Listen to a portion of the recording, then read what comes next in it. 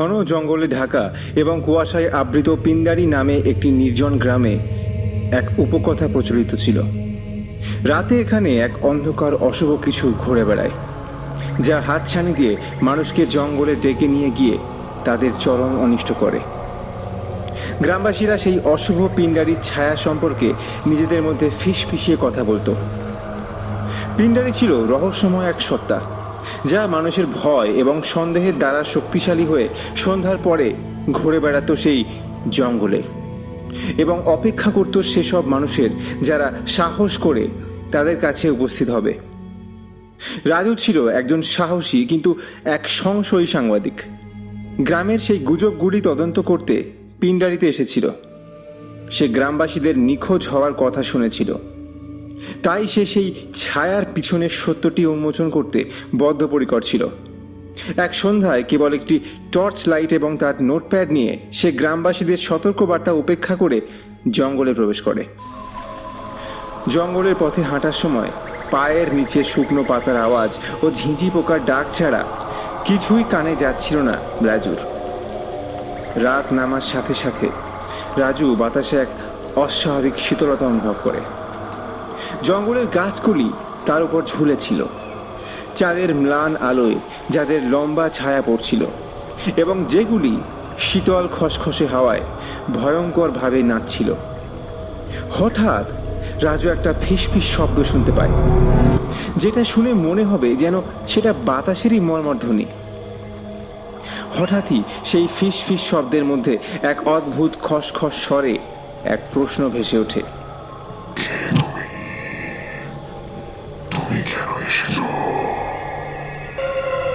রাজু থেমে যায়, তার বুকের হৃদস্পন্দন বেড়ে যায়, কিন্তু প্রথমে এটিকে তার মনের ভয় থেকে তৈরি কল্পনা মনে করে ব্যাপারটা উড়িয়ে দেয় সে।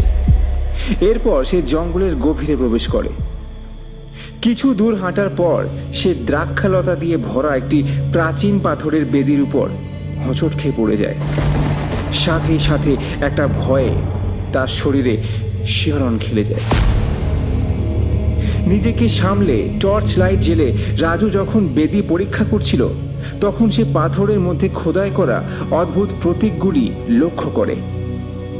তখনই হঠাৎ সেখানকার বাতাস ভারী হয়ে ওঠে এবং বাতাসের সেই অদ্ভুত ফিসফিসানি আরও তীব্রতর হয়ে ওঠে। অন্য জগতের অচেনা কণ্ঠস্বরের একটি বিশৃঙ্খল কোরাস তৈরি হয় সেখানে। গাছের লম্বা ছায়াগুলি এবার তার চারপাশে ঘোরাফেরা করতে শুরু করে। সেগুলি এমন আকৃতিতে রূপান্তরিত হয় যা দৃষ্টি এবং মনের পরিচিত জগৎটাকে পুরো ওলটপালট করে দেয় রাজুর। এতকাল যাবৎ অভিজ্ঞতা থেকে যা উপলব্ধি হয় তার সাথে এই ক্ষণিকের সময় ঘটে যাওয়া জিনিসগুলোর কোনোই মিল পায় না সে। মনের ভিতরের আত্মবিশ্বাস ক্রমে ভেঙে পড়তে থাকে এই তরুণ সাহসী যুবকে। তখন কাঁপা কাঁপা স্বরে রাজু প্রশ্ন করে, কে তুমি কে? নাচতে থাকা ছায়াগুলি এবার একত্রিত হয়ে যন্ত্রণায় বিকৃত কতকগুলি মুখের রূপ নেয়। তারা রাজুর দিকে তাদের শীর্ণ কালো হাত বাড়িয়ে দেয়, যেগুলি যেন তখন রাজুর আত্মাকে পর্যন্ত আঁকড়ে ধরছিল। রাজু নড়াচড়া করার ক্ষমতা হারিয়ে এক পাথরের মূর্তির মতো দাঁড়িয়ে থাকে শুধু। অশরীরী সেই ছায়া বিকৃত স্বরে বলতে থাকে,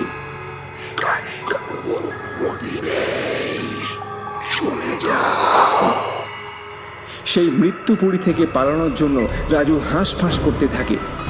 তার সমগ্র শরীরে মরণ আতঙ্ক ছড়িয়ে পড়ে।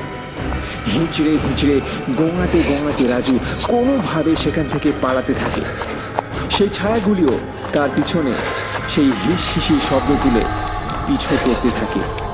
তার মনে পড়ে যায় এখানে আসার আগে গ্রামবাসীদের বলা সেই কথাগুলি, তাদের সাবধান বাণী। আর তার সাথে এতদিনের যুক্তি বিশ্বাস ভেঙে যাওয়া দুর্বল হয়ে আসা মন যেন তার শরীর থেকে হেঁটে চলার ক্ষমতাটুকুও কেড়ে নিচ্ছিল।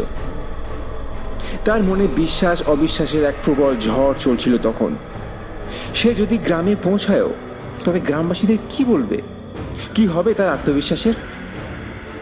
এদিকে সেই ছায়াগুলোর বিরামহীন কানে তালা দেওয়া ফিসফিসানি শব্দগুলো তার মনের গভীরে প্রবেশ করে যেন তার থেকে অবশিষ্ট প্রাণশক্তিও শুষে নিচ্ছিল। সব উপেক্ষা করে প্রাণ বাঁচানোর প্রবল তাগিদে রাজু গাছের মধ্যে দিয়ে দৌড়ে যাচ্ছিল। তার শরীর থেকে রক্ত ঝরছিল গাছের গুঁড়ি ও ডালপাতায় ধাক্কা খেয়ে, কিন্তু সেই মৃত্যুরূপী ছায়া যেন তার পিছু ছাড়ছিলই না। প্রাণ শুষে নেওয়া ফিসফিসানি শব্দ করে তারা তাকে ধাওয়া করছিল।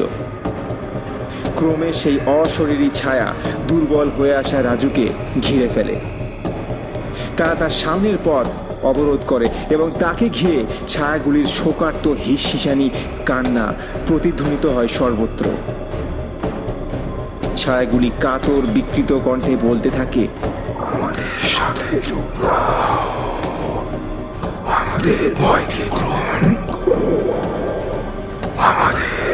আমাদের সাথেই হও।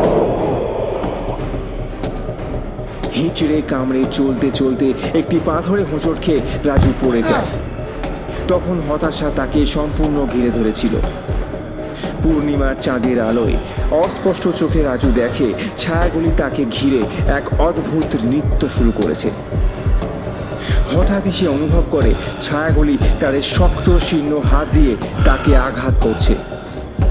সেই ছায়াগুলি ছিল তাদের আত্মা, যারা একসময় তাদের ভয়ের কাছে নতি স্বীকার করেছিল এবং অনন্তকালের জন্য পিণ্ডারির এই জঙ্গলে আটকা পড়েছিল।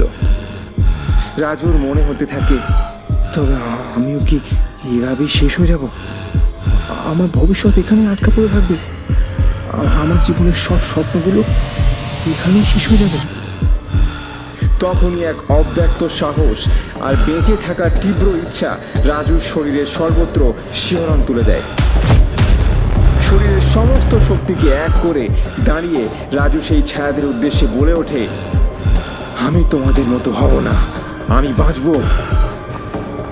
এক নতুন সংকল্প নিয়ে রাজু তার টর্চের আলো তুলে ধরল, আর তার রশ্মি অন্ধকারকে কেটে সামনের রাস্তা স্পষ্ট করে দিল রাজুর জন্য। ছায়াগুলি আবারও নাচতে থাকে আর এক অদ্ভুত শব্দ করে কাঁদতে থাকে। রাজু আর কোনো দিকে না তাকিয়ে সেই রাস্তা ধরে গ্রামের দিকে ছুটে যায়। তার পিছনেই ফিস ফিস শব্দগুলি ক্রমে ম্লান হয়ে আসে। সে যখন হাঁপাতে হাঁপাতে গ্রামে প্রবেশ করে, তখন গ্রামবাসীরা অবিশ্বাসের দৃষ্টিতে তার দিকে তাকিয়ে থাকে। রাজু পিণ্ডারির ছায়া থেকে রক্ষা পেয়েছিল। সকল গ্রামবাসীকে অবাক করে রাজু বেঁচে ফিরে এসেছিল পিণ্ডারির ছায়াদের থেকে। এ ঘটনায় গ্রামবাসীরা রাজুকে অভিনন্দন জানায় তার নতুন জীবনের জন্য। রাজু তাদের কাছে মুখ নিচু করে ক্ষমা চেয়ে নেয় তার অবিশ্বাসের জন্য। রাজু অবশেষে পিণ্ডারির জঙ্গলে নিখোঁজ হয়ে যাওয়া মানুষের রহস্য উন্মোচন করতে পেরেছিল, কিন্তু রাজু জানত সেই ছায়ার থেকে তার এত সহজে নিস্তার নেই। পিণ্ডারির জঙ্গলে সেই ছায়াগুলি তাকে তাদের দলে টানার জন্য চেষ্টা চালিয়ে যাবে। আজও গ্রামবাসীরা রাজুর কথা বলে এখানে আগত সবাইকে সতর্ক করে দেয় যে পিণ্ডারির ভুতুড়ে জঙ্গলে সেই ছায়াগুলো পরবর্তী সাহসী আত্মার জন্য অপেক্ষা করছে, যারা পিণ্ডারির ভুতুড়ে জঙ্গলে তাদের ভয়ের মুখোমুখি হওয়ার সাহস করে।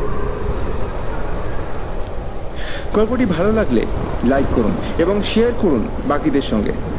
এমনই অনেক গল্প শুনতে এখনই সাবস্ক্রাইব করুন আমাদের চ্যানেল দ্য টায়ার্ড ট্রাভেলার। ধন্যবাদ।